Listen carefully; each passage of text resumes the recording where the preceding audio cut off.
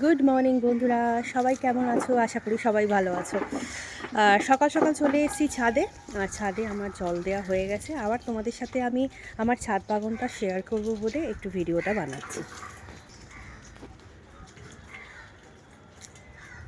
সমস্ত ছাদ পরিষ্কার করে জল দেওয়া কমপ্লিট। আমাদের ছাদে কি কি গাছ আছে, এখন কি কি আছে সেগুলোই দেখাবো তোমাদের। এগুলো তো রঙ্গন গাছ, আর এটা হচ্ছে সবেদা। দেখতেই পাচ্ছ সবেদা তো ভরে ভরে আছে। আর আমাদের টবের মধ্যেই প্রচুর প্রচুর সবেদা, মানে এক একটা গাছে বলতে পারো 50-60টা কি 100টাও সবেদা এরকমও হয়ে আছে। প্রত্যেকটা গাছে সবেদা, প্রত্যেক দিনই সবেদা আমরা পারি। আর প্রত্যেকটা আম গাছে এখন ভরে ভরে মুকুল। এই দেখো,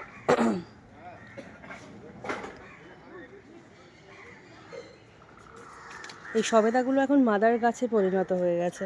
আচ্ছা, এই একটা আমাদের পেয়ারা গাছ। এই পেয়ারা গাছটা মোটামুটি আমাদের 200-র ওপর শুধু পেয়ারাই দিয়েছে, মানে এত পেয়ারা।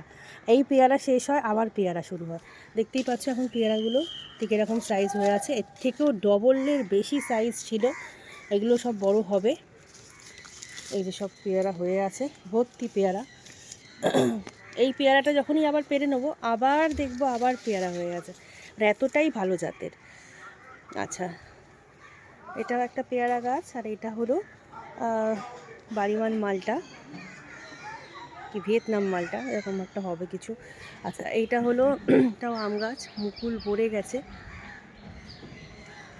দেখো, সুবর্ণরেখা। এটা আমেরও ভ্যারাইটি আছে। আর এটা হলো চেরি গাছ। আর এটাও একটা আম গাছ। এই সমস্ত লেবুর কালেকশন। লেবুগুলোর মধ্যেও ফুল এসে গেছে। এটা কদিনের মধ্যে গুটি সেট হয়ে যাবে। এটাও রঙ্গন গাছ, এটাও তাই। আর এটা হলো সবেদা। দেখতেই পাচ্ছ ভরে ভরে সবেদা হয়ে আছে একবারে। এটাও একটা লেবু গাছ, এটাও ভিয়েতনাম মালটা। আচ্ছা, এটা হলো অ্যাভোকাডো, এটা হলো মিরাক্কেল ফল। আর এই যে এটা হলো এক প্রকার লেবু, এটাও মনে হয় ভিয়েতনাম মালটাই। আচ্ছা, এইগুলো হচ্ছে দেশি গন্ধরাজ। মানে গাছটা পুরো ছেটে দেওয়াই হয়েছিল, নতুন করে পাতা বেরিয়ে ফুল বেরিয়ে কত সুন্দর হয়ে গেছে। এই দুটো গাছই হলো আমাদের গন্ধরাজ লেবুর গাছ। আর এই হলো আমাদের বাতাবি লেবু। এর আগেও দেখিয়েছি, প্রচুর বাতাবি হয়। একটা বাতাবি হওয়ার পরেই আবার আর একটা বাতাবি হয়ে যায়। দেখতেই পাচ্ছ একটা বড় হয়েছিল, কেটে নিয়েছি। এরপরে আবার একটা বাতাবি, এখানে অনেকগুলি ধরে ফেলেছে বাতাবি।